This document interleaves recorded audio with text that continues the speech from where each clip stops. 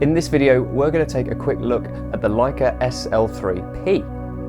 Now, a quick proviso for anyone tuning into the video, I've only had a few hours with the camera, not enough to gauge a full-on in-depth look, but enough, I think, for some first impressions.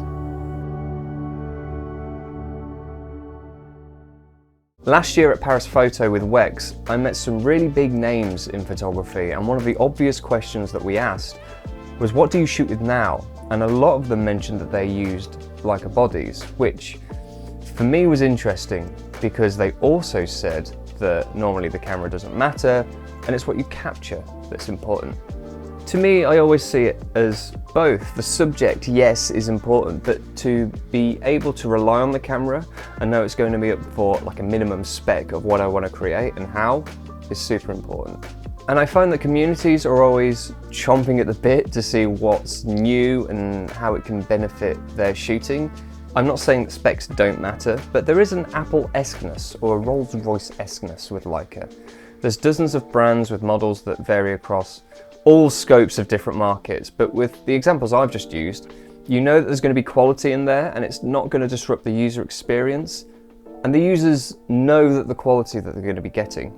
I prepped up my small home studio with a couple of lights just to take some self-portraits, which I'll show you now.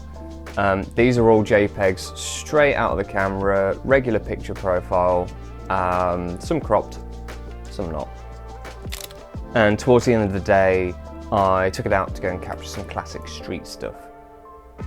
Even if I'm cropping in, I can still see an amazing amount of detail, and without really getting into pixel peeping, I gotta say, these are quality images. And is that the point? Is that the point of Leica?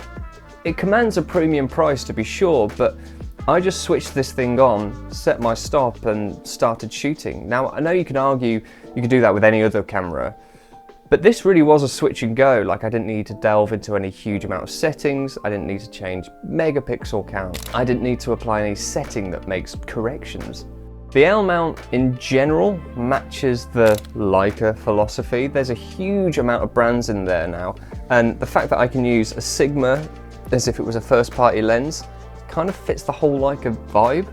There's no third-party limitations and everything just works.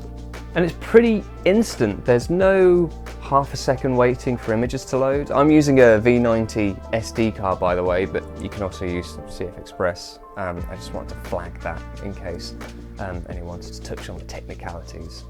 The eyepiece rendered the pictures with good detail and accuracy. I have no idea what the LCD resolution is or the eyepiece, but they're good. And again, I think that's the point. Could I use other camera brands just as well? Well, yeah, probably with an hour or two just to, you know, get yourself sorted. But with this, I kind of did feel like it was get up and go. And much like previous SL models, it also shoots video. So it has a log profile, resolutions up to 8K, frame rates reaching 120 frames, I think in 4K, and ProRes. It's not quite clear what combinations are compatible, as it will change other settings to match what you've just selected. And again, without a spec sheet, I'm kind of blind to what it's capable of. But let me be clear, in the past 13 years plus of filmmaking, I've never considered Leica before for video, to now saying, oh, actually, it can match professional needs.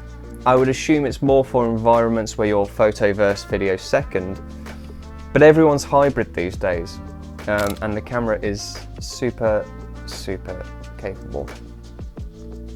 So what have I learned? I've learned that I think I kind of get it now. I get the whole Leica thing. It's a camera that's solidly built, and it creates amazing imagery, and the SL3-P, I suspect, continues that philosophy. Thank you for watching. I'll see you in the next one.